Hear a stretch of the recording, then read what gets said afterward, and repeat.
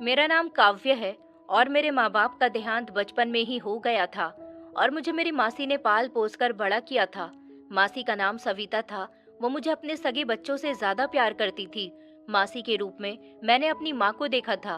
उनकी दो बेटियां थी, लेकिन वो मुझसे छोटी थी।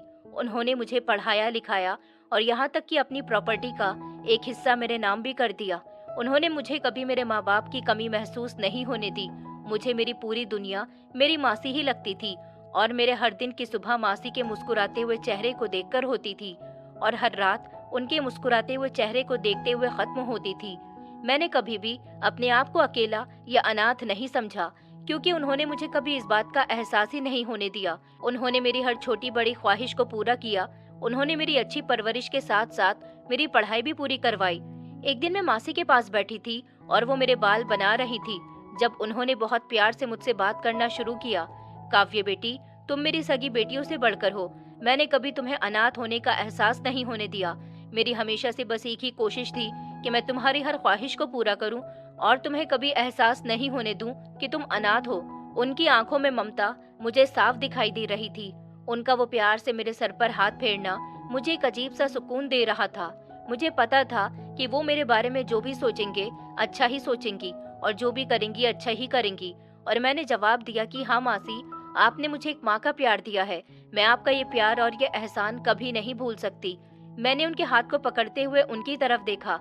मुझे उनके ऊपर बहुत भरोसा था और मैंने कभी सोचा भी नहीं था कि मैं उनकी बात नहीं मानूंगी। उनकी कही बात मेरे लिए पत्थर की लकीर होती थी। अब तुम्हारी पढ़ाई पूरी हो गई है बेटा, और मेरी ख्वाहिश ये है कि मैं तुम्हें अपने हाथों से घर से विदा करूं, तुम्हें दुल्हन बनते देखूं। मैं चाहती हूँ कि मेरे जीते जी तुम अपने घर की हो जाओ और मैं तुम्हें तुम्हारी ससुराल में खुश देख सकूं। तो उन्होंने मुस्कुराते हुए मेरी तरफ देखा और वो देखना चाहती थी कि मैं उनकी बात सुनकर किस तरह रिएक्ट कर रही हूँ।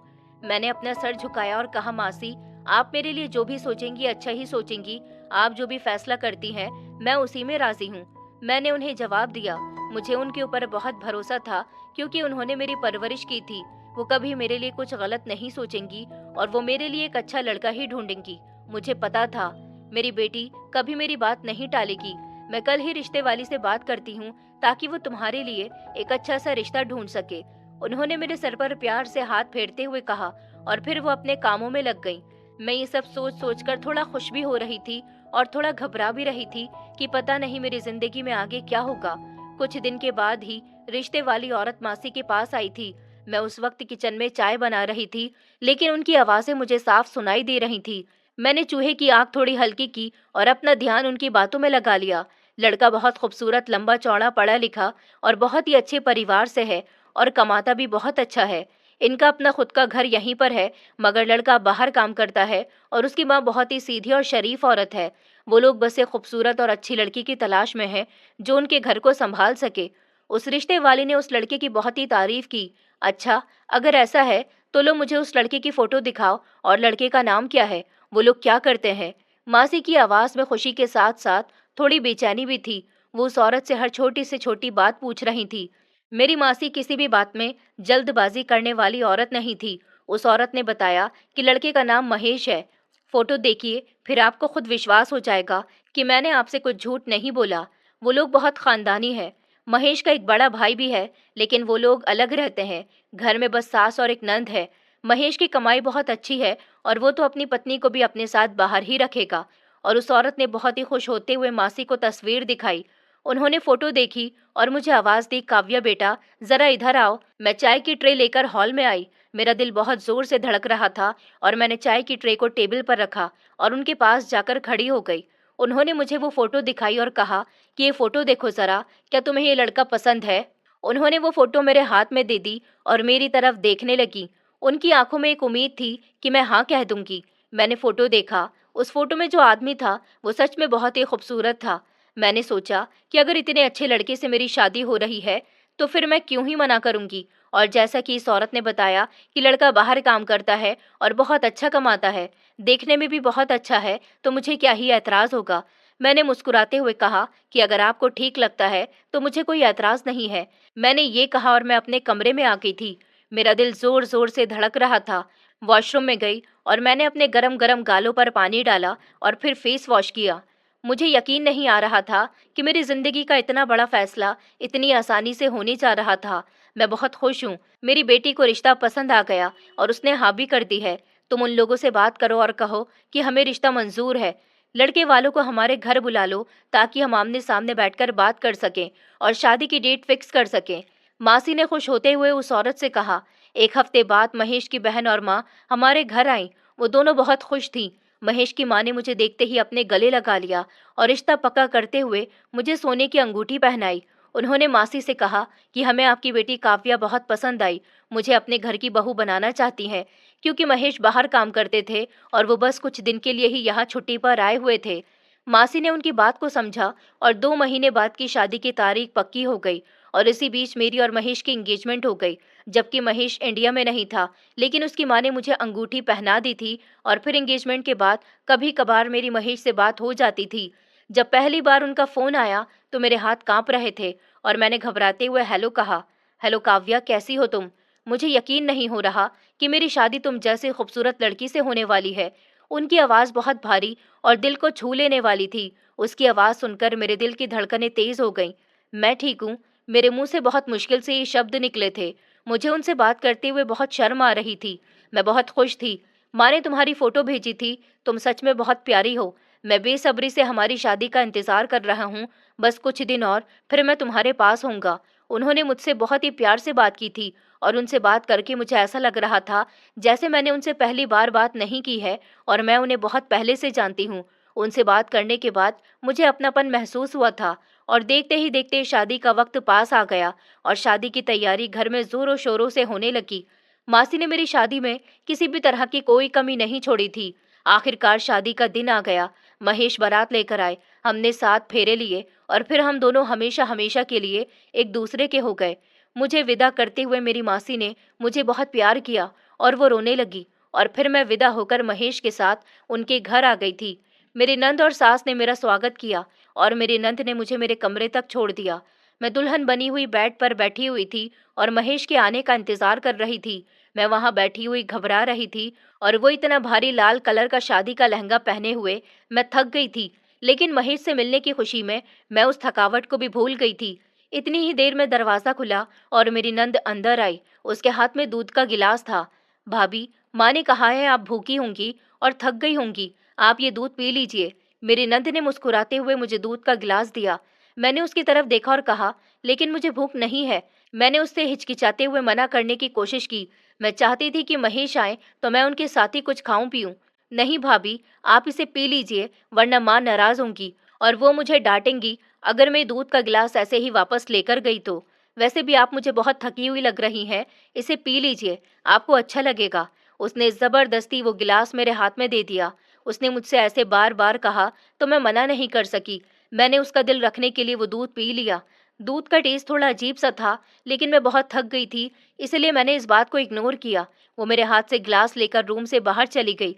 मैंने सुकून का सांस लिया और फिर से दरवाजे की तरफ देखने लगी और मैं फिर से अपनी गहरी सोच में डूब गई और अपने पति के आने का इंतजार करने लगी। लेकिन कुछ ही देर के बाद मुझे महसूस हुआ कि मेरा सर भारी हो रहा है। मेरी आंखों के सामने अंधेरा छाने लगा और मुझे ऐसा लग रहा था कि इस कमरे की हर चीज घूम रही है। मुझे समझ नहीं आ रहा था कि अचानक मुझे क्या हो रहा है। मुझे इतनी तेज नींद क्यों आ रही है?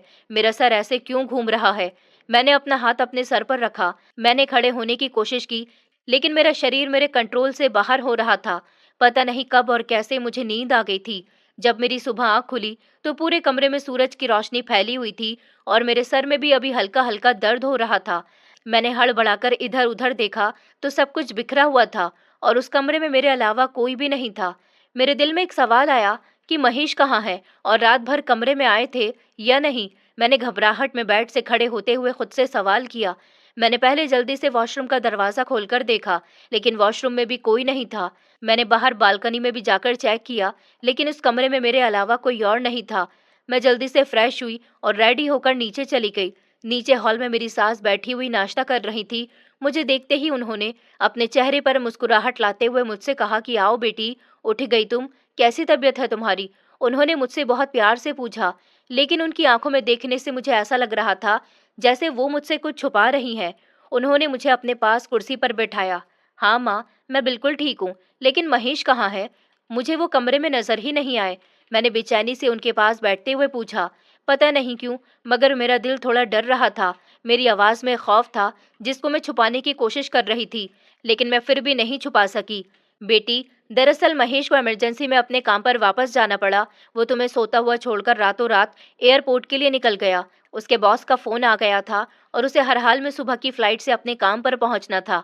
उन्होंने चाय का कप टेबल पर रखते हुए मुझे बताया। ये आप क्या कह रही हैं माँ जी? अर्जेंट? ऐसे कैसे जाना पड़ गया? हमारी कल ही तो शादी हुई है और आज वो मुझे छोड़कर बिना बताए कैसे चले गए? मेरी आवाज कांप रही थी और आंखों में आंसू आ गए थे। मुझे समझ नहीं आ रहा था कि महेश की ऐसी क्या मजबूरी थी कि वो मुझसे मिले बिना ही चले गए। मैंने तो कितने सपने देखे थे, लेकिन उन्होंने मुझे समझाया और मेरे सर पर प्यार करते हुए बोली, काम के सिलसिले में जाना ही पड़ता है। आदमियों के 1000 अर्जेंट काम होते हैं। तुम फिक्र मत करो, मैं उससे कहूंगी कि वो तुम्हें जल्दी ही अपने पास बुला ले, फिर तुम दोनों वहां पर खुशी से रहना। उसने मुझसे कहा है कि वो वहां पर पहुंचकर तुम्हें फोन करेगा। तुम परेशान मत हो। उन्होंने मुझे समझाते हुए चुप तो करा दिया और मैं यही सोचकर वहां पर रहने लगी कि जल्दी ही महेश यहाँ आ जाएंगे या फिर मुझे अपने पास बुला लेंगे। वक्त बहुत तेजी से गुजर रहा था और मैं अपने ससुराल में महेश का इंतजार करते हुए दिन गुजार रही थी। हर रोज मेरी सास मेरे सर पर प्यार से हाथ फेरती और मुझे तसल्लियां देती कि मैं परेशान ना हूं और ना ही कोई टेंशन लूं। महेश जल्दी ही वापस आ जाएंगे। मेरी नंद अभी 12th क्लास में थी और वो ज्यादा बड़ी नहीं थी। वो स्कूल से आकर मेरे पास बैठ जाती थी और मुझसे घंटों घंटों बातें किया करती थी। उन दोनों का व्यवहार मेरे साथ बहुत अच्छा था और रोज रात में वही दूध का गिलास अब तो जैसे अब रोज का रूटीन बन गया था, जिसे पीकर मैं एक गहरी नींद में चली जाती थी। और फिर मैं रोज सुबह उठती तो मुझे बहुत थकान महसूस होती और मेरे सर में दर्द होता, जिसे मैं नजरअंदाज कर दिया करती थी और समझती थी कि शायद मैं टेंशन ले रही हूँ, इसीलिए ऐसा हो रहा है। एक शाम मैं अपने कमरे में बैठी थी जब महेश का फोन आया। मेरी आंखों में खुशी की चमक आ गई और मैंने बहुत खुश होते हुए महेश से पूछा, आप मुझे कब अपने पास बुला रहे हैं? मैं यहाँ आपके बगैर बहुत अकेली हो गई हूँ। मेरी आवाज में एक परेशानी और शिकायत थी, जैसे मैं अंदर ही अंदर बहुत परेशान हूँ और जैसे तैसे करके बस दिन गुजार रही हूँ। मैंने फोन को बहुत मजबूती से पकड़ रखा था। काव्या, मुझे भी तुम्हारी बहुत याद आती है। मैं दिन रात इसी कोशिश में हूँ कि तुम्हें अपने पास बुला लूं। कुछ वीजा की परेशानी है जिसे मैं ठीक करने की कोशिश कर रहा हूँ और जैसे ही तुम्हारा वीजा लगेगा मैं तुम्हें अपने पास बुला लूंगा। उनकी आवाज में बहुत हमदर्दी और परेशानी थी। लेकिन महेश, मुझे यहाँ कुछ अच्छा नहीं लगता। आप तो मेरी शादी की अगली सुबह ही मुझसे दूर चले गए। मुझे ऐसा लगता है जैसे मेरी जिंदगी कहीं रुक सी गई है। मेरी आंखों से आंसू गिरने लगे, लेकिन मैंने उन्हें साफ किया, तुम फिक्र मत करो। माँ और छोटी है ना तुम्हारे पास, तुम्हारा ख्याल रखने के लिए। बस कुछ दिन और सब्र कर लो। मैं तुम्हें यहाँ बुलाने की जल्द से जल्द कोशिश कर रहा हूँ। उन्होंने मुझे तसल्ली दी और फिर काम का बहाना बनाते हुए कॉल कट कर दी। मैंने फोन बेड पर फेंका और गहरी सांस ली। तो मुझे उनकी बातों से तसल्ली तो मिलती थी, लेकिन मेरी बेचैनी कम नहीं होती थी। और फिर दिन महीनों में बदलने लगे। मुझे हमेशा चक्कर आते थे और बहुत कमजोरी महसूस होती थी। मैं अब पूरा पूरा दिन अपने कमरे में रहती थी और बाहर कम ही आती जाती थी। एक दिन मैं नाश्ते के टेबल पर बैठी हुई सबके साथ नाश्ता कर रही थी, तभी मेरे पेट में दर्द हुआ और मुझे वॉमिटिंग आने लगी। मैंने अपने मुंह पर हाथ रखा और वॉशरूम की तरफ भागती हुई चली गई। मेरी सास और नंद मुझे हैरत से देख रही थी। जब मैं वॉशरूम से बाहर आई तो मेरा चेहरा पीला पड़ चुका था। क्या हुआ काव्या बेटी, तुम्हारी तबीयत तो ठीक है? तुम्हारा चेहरा बिल्कुल पीला हो रहा है। उन्होंने अपनी चेयर से खड़े होते हुए मुझे परेशान होते हुए पूछा और मेरे माथे पर हाथ रखा। हाँ माँ, बस थोड़े चक्कर आ रहे हैं और दिल घबरा रहा है और पेट में भी थोड़ा दर्द हो रहा है। लगता है फूड पॉइजनिंग हो गई है। मुझे सच में कुछ समझ नहीं आ रहा था कि मेरे साथ ये सब क्या हो रहा है। तुम आराम करो बेटी, मैं तुम्हारे लिए नींबू पानी बनाकर लाती हूँ। मैं अपने कमरे में चली गई और मेरी सास किचन में और मेरी नंद मेरे पास आकर बैठ गई। माँ, मैं चाह रही थी कि मैं थोड़ी देर के लिए आज मासी के पास चली जाती हूँ। जल्द ही घर वापस आ जाऊंगी। बहुत दिन हो गए हैं उनसे मिले हुए और शायद वहां जाकर मेरी तबीयत भी थोड़ी ठीक हो जाए। मैंने सास की तरफ देखते हुए उनसे पूछा कि हाँ हाँ बेटी, जरूर जाओ। मैंने तुम्हें कभी किसी बात से मना किया है क्या? तुम आराम से जाओ और चाहो तो कुछ दिन अपनी मासी के पास रहकर आ जाओ। मैंने एकदम से जाने के लिए तैयारी की। मैंने कपड़े चेंज किए और अपना बैग उठाकर घर से निकल गई। रास्ते में मेरी तबीयत खराब हो रही थी। मुझे ऐसा लग रहा था जैसे मेरा सर घूम रहा है। मैंने रिक्शा वाले भैया से अस्पताल की तरफ ले जाने के लिए कहा। तो मैंने सोचा कि मासी के घर जाने से पहले मैं डॉक्टर को दिखा दूं। मेरी तबीयत शायद ठीक हो जाएगी। आज अस्पताल में काफी रश था। मगर मेरी हालत देखकर डॉक्टर ने पहले मुझे देखा। डॉक्टर एक बहुत ही समझदार औरत लग रही थी। उन्होंने मुझे देखा और मुझसे पूछा कि क्या हुआ है आपको। तो मैंने उन्हें बताया कि मुझे काफी दिनों से चक्कर आ रहे हैं और वॉमिटिंग भी हो रही है। मेरे पूरे शरीर में दर्द होता है और मेरा कुछ खाने का दिल नहीं करता। मैंने कुर्सी के पीछे टेक लगाते हुए अपनी सारी परेशानियां बता दी। काव्या, मुझे तो आपको देखकर कुछ और ही लग रहा है। क्या आपकी शादी हो चुकी है? उन्होंने मेरे माथे पर सिंदूर देखा, मगर फिर भी मुझसे पूछा। मैंने उन्हें बताया कि जी मेरी शादी को 6 महीने हो गए हैं, लेकिन उनका इस तरह से मुझसे पूछना मुझे कुछ समझ ही नहीं आया था। उन्होंने कहा कि मुझे कुछ चेकअप और अल्ट्रासाउंड कराना होगा। मुझे जो शक है वो टेस्ट के बाद ही अब पता चलेगा। आप नर्स के साथ जाइए और ये रिपोर्ट कराकर ले आइए। मैंने घबराते हुए नर्स के साथ जाकर सारे टेस्ट करवाए और दोबारा डॉक्टर के केबिन के बाहर खड़े होकर डॉक्टर से मिलने का इंतजार करने लगी। मेरा दिल जोर जोर से धड़क रहा था। आधे घंटे के बाद मुझे अंदर बुलाया गया। डॉक्टर ने मेरी रिपोर्ट्स देखी और मुझसे कहा कि काव्या, एक गुड न्यूज़ है। आप माँ बनने वाली हैं और आपकी प्रेगनेंसी को 2 महीने हो गए। डॉक्टर ने मुस्कुराते हुए मेरी तरफ देखा, लेकिन ये खबर मेरे लिए किसी सदमे से कम नहीं थी। ये सुनकर पैरों के नीचे जमीन निकल गई। मेरा दिमाग सुन्न हो गया और मुझे मेरे कानों पर यकीन नहीं हो रहा था कि मैंने ये क्या सुन लिया। मैं कुर्सी से उठ खड़ी हुई और मेरे हाथ पैर कांपने लगे। आप ये क्या कह रही हैं डॉक्टर? ये नामुमकिन है। मुझे लगता है कि ये रिपोर्ट्स मेरी नहीं है। शायद गलती से किसी और की रिपोर्ट्स मुझे दे दी गई हैं। लगता है आपको कोई बहुत बड़ी गलतफहमी हो रही है। मैंने ये कहते हुए रिपोर्ट्स उनके हाथ से ली। मेरी आंखों से डर के मारे आंसू बहने लगे। काव्या, तुम होश में आओ। मैं एक डॉक्टर हूँ और ये रिपोर्ट तुम्हारी है और इसमें कोई गलतफहमी नहीं है। ये सच है। डॉक्टर ने हैरान होते हुए मेरी तरफ देखा और मुझसे कहा कि नहीं नहीं डॉक्टर, आपको नहीं पता। मेरी शादी की अगली सुबह ही मेरे हस्बैंड दूसरे कंट्री चले गए थे और उनको गए हुए 6 महीने हो गए और वो वहीं काम करते हैं और इन 6 महीनों में मेरा उनसे कोई शारीरिक संबंध नहीं बना। तो फिर मैं कैसे प्रेग्नेंट हो सकती हूँ? डॉक्टर, कह दीजिए कि ये झूठ है, ये सच नहीं हो सकता। मैं फूट फूट कर उनके सामने रोने लगी और उन्हें सब कुछ बता दिया। मेरी आवाज़ डॉक्टर के पूरे केबिन में गूंज रही थी। मेरी बात सुनकर डॉक्टर भी हक्का बक्का रह गई। उन्होंने मुझे कुर्सी पर बैठाया और पानी का ग्लास मेरे हाथ में दिया। ऐसा लग रहा था कि मेरी बात सुनकर वो भी एक गहरी सोच में डूब गई हैं। लेकिन काव्या, मेडिकल साइंस झूठ नहीं बोलता। तुम प्रेग्नेंट हो और यही सच है। अगर तुम्हारे हस्बैंड यहाँ नहीं है तो फिर बात कुछ और है। तुम्हें बहुत ठंडे दिमाग से सोचना होगा कि तुम्हारे साथ क्या हुआ है। डॉक्टर ने बहुत आराम से मुझे समझाते हुए मुझसे कहा। मैंने अपने दोनों हाथों से अपने बाल नोच लिए। मेरा दिमाग फट रहा था। मुझे समझ नहीं आ रहा था कि ये सब कैसे हो सकता है। डॉक्टर, प्लीज मेरी हेल्प करें। अगर मेरी सास को इस बारे में पता चला तो वो मुझे घर से निकाल देंगी। मेरे हस्बैंड महेश मुझे डाइवोर्स दे देंगे और मुझ पर कैरेक्टर लेस होने का इल्जाम लग जाएगा। मेरी मासी की और मेरी इज्जत खाक में मिल जाएगी। मैं कहीं मुंह दिखाने के काबिल नहीं रहूंगी। मैं बर्बाद हो जाऊंगी। मैंने डॉक्टर के सामने हाथ जोड़ते हुए उनसे मिन्नतें करना शुरू कर दी। डॉक्टर हैरान हो गई और मुझसे कहने लगी कि इन सब में मैं आपकी क्या मदद कर सकती हूँ काव्या। ये आपकी अपनी पर्सनल प्रॉब्लम है और आपको इसे खुद ही सॉल्व करना होगा। डॉक्टर ने ये कहते हुए मुझसे नजर चुरा ली। डॉक्टर, आपको मेरा अबॉर्शन करना होगा। मुझे ये बच्चा नहीं चाहिए। मैं किसी नाजायज बच्चे का बोझ नहीं उठा सकती। आप मुझसे जितने भी पैसे मांगेंगी मैं आपको दूंगी। प्लीज डॉक्टर, मेरी हेल्प कर दीजिए। मैंने अपना बैग खोलकर उसमें जितने भी पैसे थे सब उन्हें दे दिए। मेरी हालत एक पागल इंसान जैसी हो रही थी। डॉक्टर ने थोड़ी देर तक तो पहले मुझे ऐसे ही देखा, लेकिन फिर मेरी मजबूरी को समझते हुए और मेरी इज्जत की खातिर उन्होंने एक लंबी सांस ली और 2 गोलियां निकालकर मेरे सामने रख दी। ये गोलियां खा लेना, तुम्हारी परेशानी दूर हो जाएगी। याद रखना, कानूनी तौर पर यह अपराध है। मैं ये सब कुछ तुम्हारी जान और तुम्हारी इज्जत बचाने के लिए कर रही हूँ। डॉक्टर ने वो गोलियां मेरे हाथ में दे तो दी। मैंने वो गोलियों को अपने हाथ में मजबूती से पकड़ा और बिना एक शब्द कहे डॉक्टर के केबिन से बाहर आ गई। मेरा दिमाग जैसे फटने वाला था। मैंने मासी के घर जाना कैंसिल किया और सीधी वापस ससुराल आ गई। हॉल में उस वक्त कोई नहीं था। मैं सीधी अपने कमरे में गई, दरवाजा अंदर से लॉक किया और चुपचाप वो गोलियां खा ली। कुछ ही घंटे बाद मेरे पेट में बहुत तेज दर्द होने लगा।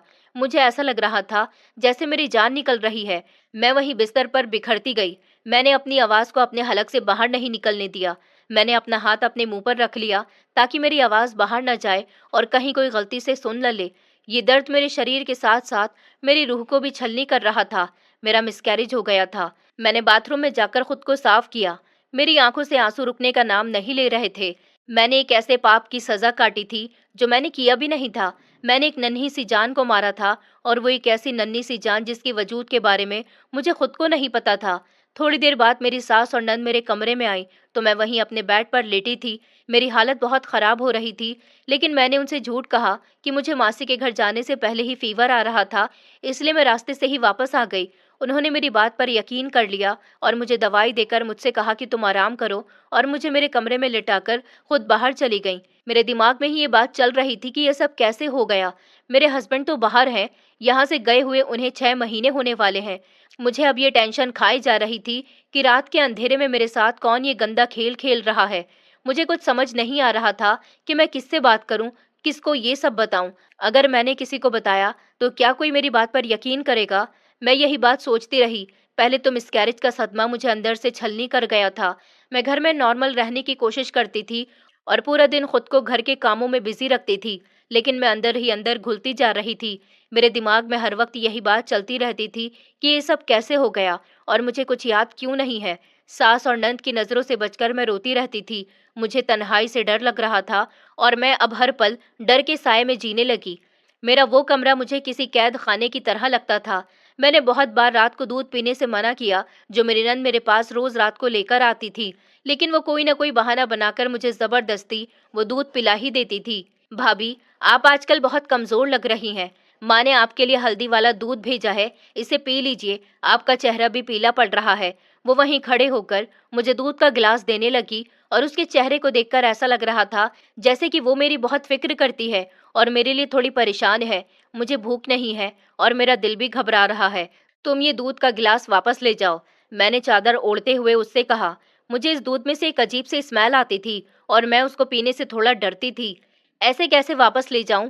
माँ मुझसे कहती है कि मैं अपनी भाभी का ठीक से ख्याल भी नहीं रख सकती। आप चाहे तो आप आधा गिलास पी लें और बाकी का मैं पी लूंगी। उसके चेहरे पर ऐसी हमदर्दी देखकर मैंने मना नहीं किया। उसने वो गिलास मेरे हाथ में दे दिया और उसकी इतनी जिद के आगे मैं हमेशा हार मान जाती थी और वो दूध मैं पी लेती थी। वक्त बहुत तेजी से गुजर रहा था, लेकिन मेरी तबीयत दिन ब दिन अब और ज्यादा खराब होने लगी थी और महेश की कॉल्स भी अब कम आती थी। लेकिन जब भी मैं उनसे बात करती थी तो मेरा दिल करता था कि मैं चीख चीख कर उन्हें सब कुछ बता दूं कि मेरे साथ क्या क्या हो रहा है, और मुझे नहीं पता कि ये सब क्यों हो रहा है। लेकिन मैं चुप रहती थी, और फिर एक शाम उनकी कॉल आई तो मैंने अपनी पूरी हिम्मत जमा करके उनसे बात करने की कोशिश की। महेश, आप मुझे सच सच बताइए, आप सच में दूसरी कंट्री में हैं या मुझसे झूठ बोला जा रहा है? मैं यहाँ सच में बहुत अकेली हूँ और बहुत परेशान हूँ। मुझसे अब ये दूरी और बर्दाश्त नहीं होती, मैंने उनसे रोते हुए कहा। और मेरे दिल में अब कहीं न कहीं एक शक पैदा हो गया था जिसे मैं शब्दों में बयां नहीं कर पा रही थी। ये कैसा सवाल है काव्या? मैं यहाँ दिन रात तुम्हारे लिए ही तो मेहनत कर रहा हूँ और तुम मुझ पर शक कर रही हो। क्या तुम्हें मेरे प्यार पर विश्वास नहीं है? उन्होंने इस तरह जवाब दिया तो उनकी आवाज में गुस्सा और हैरत साफ दिख रही थी। मेरा वो मतलब नहीं था महेश, बस मेरा दिल बहुत घबराता है। मुझे रातों को नींद नहीं आती और मुझे अजीब अजीब से सपने आते हैं। आप मुझे अपने पास बुला लीजिए। मैंने सिसकियां लेते हुए उनसे मिन्नतें करी। मेरी आंखों से आंसू जमीन पर गिर रहे थे। तुम्हारा दिमाग खराब हो गया है, अकेले रह रहकर। तुम माँ से कहो कि तुम्हें किसी अच्छे डॉक्टर को दिखा दे, और मैं कोशिश कर रहा हूँ। बस वीजा की परेशानी दूर होते ही मैं तुम्हें अपने पास यहाँ बुला लूंगा। चलो अब मुझे काम करना है, मैं तुमसे बाद में बात करूंगा। उन्होंने बहुत ही गुस्से में मुझे दो चार बातें सुनाते हुए कॉल कट कर दी। उन्होंने मुझे तोड़कर रख दिया था। मैं बेबसी से बेड पर बैठ गई और फूट फूट कर रोने लगी। मुझे हर तरफ से अंधेरा ही अंधेरा नजर आ रहा था। खुद को अपने कमरे में मैंने बंद कर लिया था। मेरे अभी पहले मिसकैरेज को 2 महीने ही हुए थे कि मेरी तबीयत फिर से पहले जैसी रहने लगी थी। सुबह उठते ही मुझे वॉमिटिंग होना स्टार्ट हो गया और मेरे सर में वैसा ही दर्द होने लगा जैसे पहले हो रहा था। मेरे पैरों के नीचे से जमीन निकल गई थी। मेरा शरीर कांपने लगा और मेरे माथे पर पसीने की बूंदें आने लगी। मैं वॉशरूम की तरफ भागी और फेस वॉश करने के बाद अपना चेहरा आईने में देखने लगी। मुझे अपनी आंखों में एक डर साफ नजर आ रहा था। मुझे पता था कि मेरे साथ ये सब क्यों हो रहा है। ये नहीं हो सकता, ये नहीं हो सकता, ये मुमकिन नहीं है। ऊपर वाले, मेरे साथ ये सब क्या हो रहा है? मैंने वॉशरूम के शीशे को मजबूती से पकड़ते हुए खुद से सवाल किया। मेरी आवाज में एक ऐसा डर था जो मानो किसी खतरे के आने का इशारा हो। मैं रेडी हुई और किसी को बिना कुछ बताए सीधी उसी डॉक्टर के पास चली गई जिनके पास पहले गई थी। क्लिनिक के अंदर जाते ही मैं कांप रही थी। मैंने रिसेप्शन पर अपना नाम लिखवाया और अपॉइंटमेंट लेकर वही इंतजार करने बैठ गई। अब मेरी बारी आई तो मैं कांपते कांपते डॉक्टर के केबिन के अंदर गई। डॉक्टर ने देखते ही मुझे पहचान लिया। काव्या, अब क्या हुआ? अभी भी आपकी तबीयत ठीक नहीं है? मैंने तो आपको बिल्कुल ठीक मेडिसिन दी थी। डॉक्टर ने अपने ग्लासेस ठीक करते हुए मुझे चेयर पर बैठने का इशारा दिया। मैंने उन्हें बताया कि डॉक्टर साहब, मेरे साथ वो सब कुछ फिर से हो रहा है। मेरी तबीयत पहले की तरह फिर से खराब हो रही है। मुझे चक्कर आ रहे हैं और सुबह से वो वॉमिटिंग हो रही है। आप प्लीज मेरे टेस्ट कीजिए और मुझे बताइए मेरे साथ ऐसा क्यों हो रहा है। मुझे ऐसा लग रहा था जैसे मेरी आवाज मेरे गले में ही अटक रही है। मैं ठीक से बोल भी नहीं पा रही थी। डॉक्टर ने मेरी तरफ देखा और नर्स को टेस्ट करने का इशारा दिया।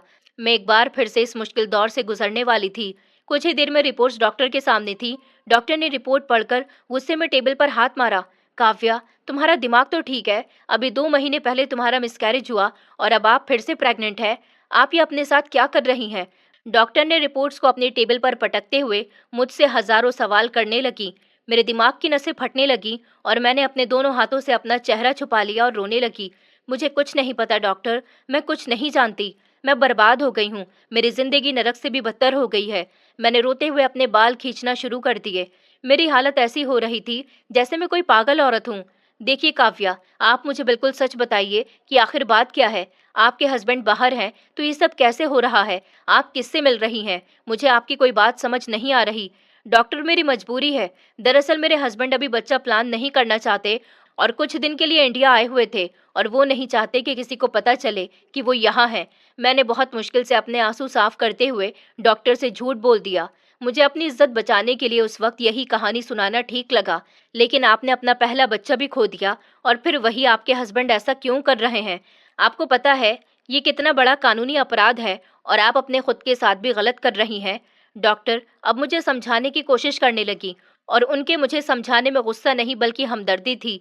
मेरे हस्बैंड हर महीने मुझे पैसे भेजते हैं। मेरे पास पैसे की कोई कमी नहीं है। मैं आपको मुंह-मांगी कीमत दूंगी, बस आप मेरी इस परेशानी से जान छुड़ा दीजिए। मैंने अपना पर्स खोला और पैसों की गड्डियां निकालकर टेबल पर रख दी। डॉक्टर ने पहले पैसों को देखा और फिर मेरे खराब हालत देखते हुए मेरी मदद करने के लिए तैयार हो गई। मैंने डॉक्टर को उसकी मुंह-मांगी कीमत दी और अबॉर्शन करा लिया था। ये मुझे इस बार पहले से और ज्यादा तकलीफ देता। मेरा पूरा शरीर दर्द से टूट रहा था। मैं एक गहरी खाई में गिर चुकी थी। मुझे ऐसा लग रहा था मैं जब घर वापस आई तो मेरी हालत जिंदा लाश जैसी थी। मेरी सास और नंद को अभी भी इस बारे में कुछ नहीं पता था, क्योंकि मैं उनसे छुपकर 2 बार अबॉर्शन करा चुकी थी। मैं फिर अपने कमरे में गई और वहां जाकर बहुत रोई और ऊपर वाले से प्रार्थना की कि क्यों ऊपर वाले, ये सब मेरे साथ क्यों हो रहा है? ये मेरे कौन से पाप की सजा है? ये सब मेरे साथ कौन कर रहा है? तो मुझे सच दिखा दे। मैं अब बहुत परेशान हो गई हूँ और फिर मैंने खुद से ही वादा किया कि अब मैं बहुत ही सावधान रहूंगी और हर चीज पर कड़ी नजर रखूंगी। और अब मैं वो दूध भी नहीं पीती थी। जो मेरी नंद मेरे पास वो दूध लेकर आती थी तो मैं उसे कमरे से भेज दिया करती थी और दूध का गिलास अपने हाथ में पकड़कर रखती थी और उसके जाने के बाद वॉशरूम में जाकर दूध को फेंक दिया करती थी। तो कभी कभार वो मुझे दूध पिला दिया करती थी और मैं सच जानने की बहुत कोशिश करती थी, लेकिन फिर भी मुझे नींद आ जाती थी। इसी तरह दिन गुजरने लगे और फिर कुछ दिन के बाद ही मेरी किस्मत ने मुझे वहीं लाकर खड़ा कर दिया। मेरे इतना सावधान रहने के बाद भी मैं तीसरी बार प्रेग्नेंट हो गई थी। इस बार फिर से मेरे साथ वही सब होने लगा जो पहले हुआ था। तो मेरा दिमाग खराब हो गया। मुझे समझ नहीं आ रहा था कि मैंने कहाँ गलती की थी। मैंने तो अब इतनी बार ये दूध भी नहीं पिया था, फिर मेरे साथ ये सब कुछ कैसे हो रहा है? एक बार फिर से उसी डॉक्टर के पास गई। मैं अब पहले से बहुत कमजोर हो गई थी। मेरा चेहरा पीला पड़ गया था और मेरी आंखों के नीचे काले गड्ढे आ गए थे। चुपचाप जाकर डॉक्टर के सामने बैठ गई। डॉक्टर ने मेरी हालत देखकर फौरन टेस्ट करवाया। रिपोर्ट आई और डॉक्टर ने रिपोर्ट्स पढ़ी तो उनका चेहरा गुस्से से लाल हो गया। काव्या, ये तुम क्या कर रही हो अपने साथ? क्या तुम पागल हो गई हो? ये तीसरी बार हुआ है तुम्हारे साथ। अब तुम तीसरी बार प्रेग्नेंट हुई हो। तुम अपने शरीर को कोई मशीन समझती हो क्या? डॉक्टर ने इस बार अपनी कुर्सी से उठते हुए बहुत ही गुस्से में मुझे डांटा। उनका चेहरा गुस्से से लाल हो रहा था।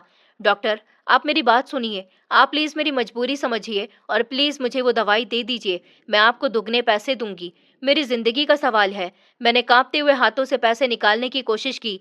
नहीं काव्या, कोशिश भी मत करना। मैं अब तुम्हारी कोई बात नहीं मानूंगी और ना ही तुम्हारा कोई साथ दूंगी, क्योंकि इन रिपोर्ट्स के हिसाब से अगर तुम्हारा इस बार अबॉर्शन हुआ तो तुम्हारी जान को खतरा है। डॉक्टर ने मुझसे साफ मना कर दिया। डॉक्टर, आप भी तो एक औरत हैं। आप तो मेरी मजबूरी अच्छे से समझ सकती हैं। मुझ पर रहम कीजिए। मैं कहीं की नहीं रहूंगी। मेरे घर वाले मुझे जान से मार डालेंगे। आप मेरी मदद कीजिए। मैंने उनके आगे हाथ जोड़ते हुए उनसे मदद की भीख मांगी। मेरी आंखों से लगातार आंसू बह रहे थे। इस बार मैं आपका अबॉर्शन नहीं कर सकती। अगर इस बार आपका अबॉर्शन हुआ तो आपकी जान भी जा सकती है। आपको अपनी जान की परवाह करनी चाहिए। लेकिन मैं ऐसे कैसे रहूंगी? अगर इस बच्चे के साथ रहूंगी तो फिर सबसे क्या कहूंगी कि ये बच्चा किसका है?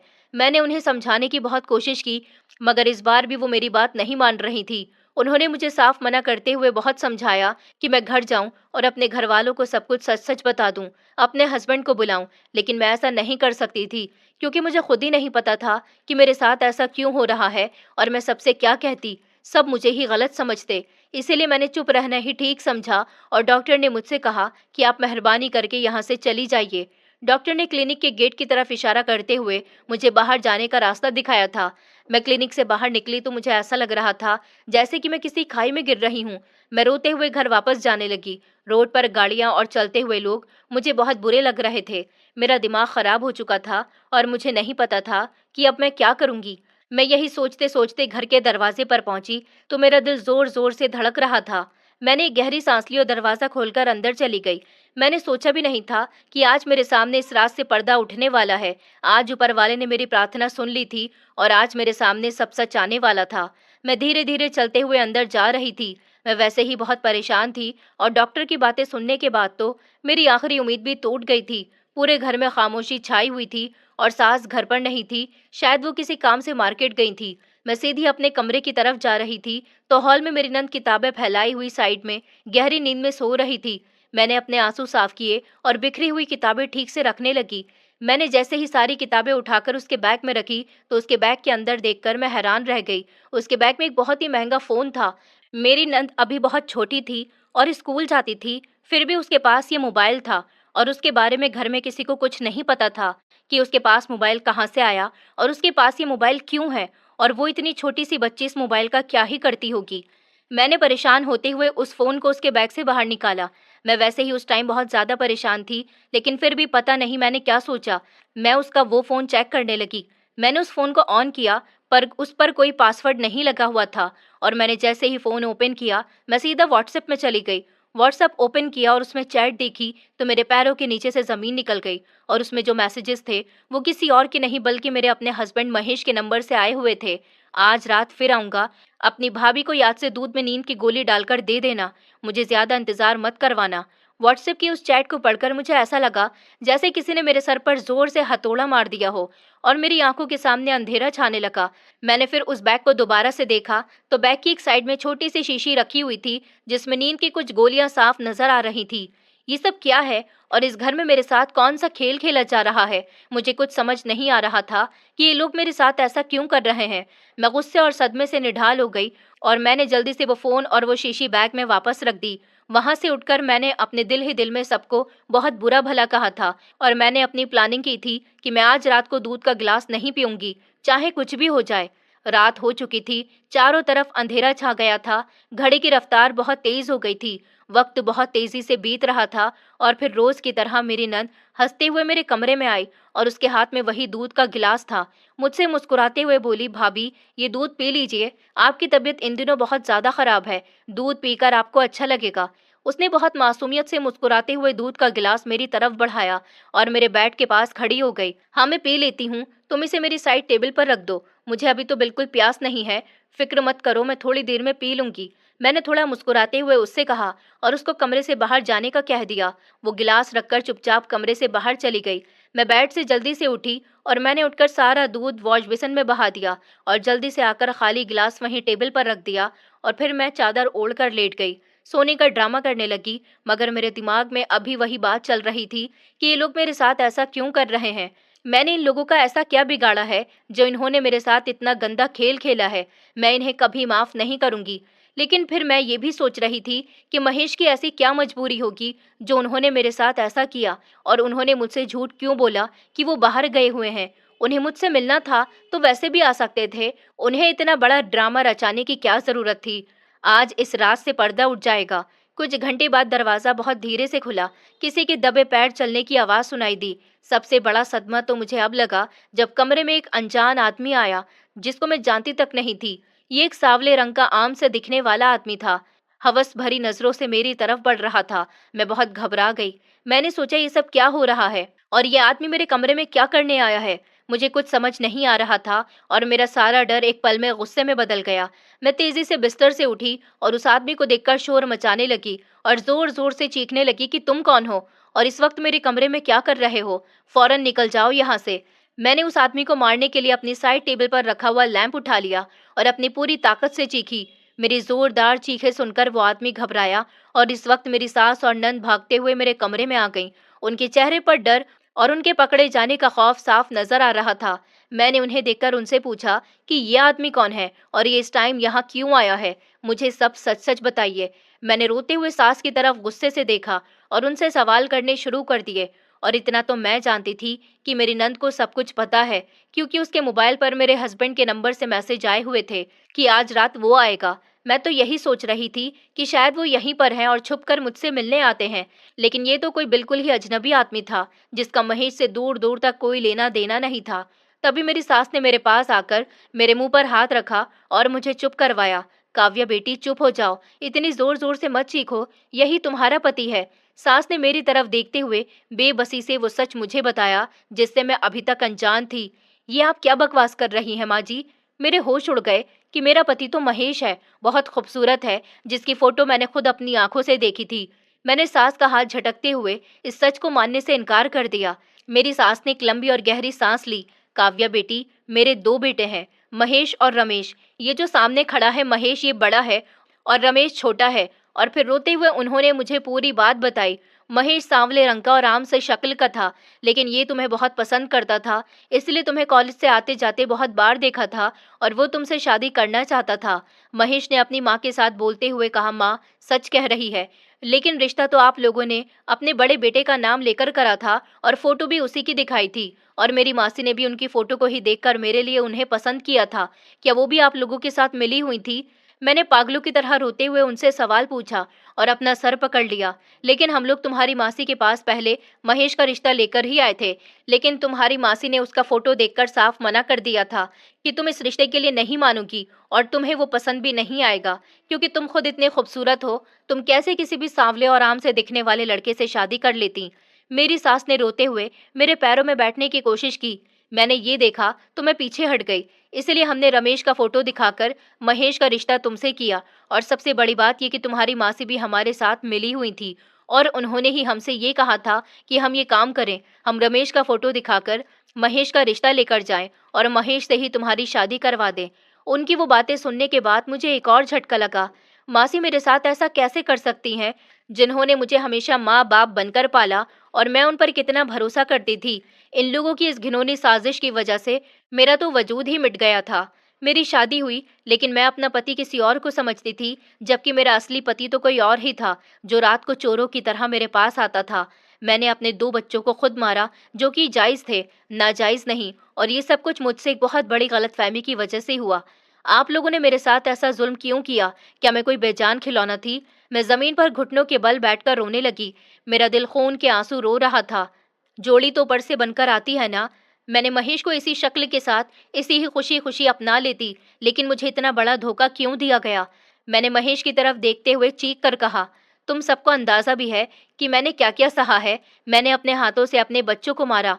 इस बात के बारे में भी मैंने किसी से जरा सा भी नहीं कहा। मैंने अपने हाथों से अपने बच्चों को मारा, इस बारे में भी किसी ने जरा सा भी नहीं सोचा। तुम सब खूनी हो। मैं इतनी देर से चीख चीख कर रो रही थी, इसलिए मेरी सांस फूलने लगी। फिर मैंने उठकर अपना सारा सामान पैक किया और उस घर को छोड़कर कहीं दूर चली गई। उस वक्त मेरी सास, नंद और महेश ने मुझे रोकने की बहुत कोशिश की, मगर मैंने किसी की एक नहीं सुनी और वो घर छोड़ दिया। मैं मासी के घर भी नहीं गई थी, क्योंकि मासी ने भी मेरे साथ अच्छा नहीं किया था और मुझे तो अब उनकी शक्ल से भी नफरत हो रही थी। मैं उस पूरी रात सड़क पर भटकती रही और फिर मैं थक के सड़क किनारे बैठी थी कि वहीं से एक बुजुर्ग महिला निकलकर जा रही थी। उन्होंने मुझे देखा और मेरे पास आई और बोली, क्या हुआ बेटी, तुम यहाँ क्यों बैठी हो? पता नहीं क्यों, लेकिन मैंने रोते हुए उन्हें पूरी बात बता दी। उन्होंने मुझसे कहा, बेटा तुम परेशान मत हो, तुम मेरे साथ मेरे घर चलो, मैं वैसे भी अकेली रहती हूँ, मुझे तुम्हारा और तुम्हें मेरा सहारा मिल जाएगा। मैं उस वक्त कहाँ जाती, मेरे माँ बाप तो मुझे पहले ही इस दुनिया में अकेला छोड़कर चले गए थे और मेरी वो मासी जिस पर मैं अंधा भरोसा करती थी, उन्होंने भी मेरे साथ ये सब करा था। इसीलिए मैंने उनकी बात मानी और उनके साथ चली गई। उनका घर छोटा था, लेकिन मेरे लिए वो एक सहारा था और मैं अब उनके साथ ही रहने लगी थी। उनके अपने बच्चे नहीं थे और उनके पति की मौत हो गई थी। वो इस घर में अकेली रहती थी। वो एक बहुत अच्छी औरत थी। मैंने उनका और अपना वक्ती तौर पर गुजारा करने के लिए सिलाई का काम करना शुरू कर दिया। मैं वहीं मोहल्ले की औरतों के कपड़े सी दिया करती थी, जिससे वो 2-4 पैसे मुझे दे जाती थी और उन पैसों से मेरा और उन बूढ़ी औरत का गुजारा हो जाता था। एक दिन मैं और वो औरत बैठे हुए बातें कर रहे थे कि तभी दरवाजे पर किसी का खटखटाने की आवाज आई। मैंने दरवाजे के पास जाकर दरवाजा खोल कर देखा तो मेरी आंखें खुली की खुली रह गईं, क्योंकि उस दरवाजे पर मेरे सामने जो लोग खड़े थे वो मेरे पति और मासी थे। मैं उन दोनों को देखकर हैरान हो गई और मुझे बहुत गुस्सा आने लगा कि ये लोग अब यहाँ क्या करने आए हैं और ये लोग यहाँ पर क्यों आए हैं। तो महेश ने मेरे पैर पकड़कर मुझसे माफी मांगी और मासी ने भी मुझसे माफी मांगी। वो दोनों कहने लगे कि हमें माफ कर दो, हमें तुम्हारे साथ ऐसा नहीं करना चाहिए था। जो भी सच था हमें तुम्हें बता देना चाहिए था और फिर तुम जो भी फैसला करती हमें वो मंजूर होता। और हमारी इस बेवकूफ़ी की वजह से तुमने इतनी परेशानी बर्दाश्त की और तुम्हारे 2 बच्चे भी मर गए। हमें माफ़ कर दो, हम तुम्हारे गुनहगार हैं और हमारे साथ घर चलो। मैं उनके साथ जाने के लिए तैयार नहीं हुई और मैंने उनसे साफ कह दिया कि तुम लोग यहाँ से चले जाओ, मैं तुम्हारी कोई बात नहीं सुनना चाहती।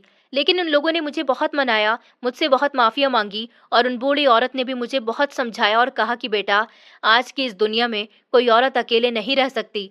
तुम इन्हें माफ़ कर दो और इनके साथ घर चली जाओ। और महेश ने भी मुझे इस बात का यकीन दिलाया कि वो मुझसे सच में प्यार करता है और वो चाहता है कि जब हमारा बच्चा हो जाएगा तो तुम कुछ नहीं कहोगी और फिर तुम्हें मजबूरी में आकर मुझे अपनाना ही होगा।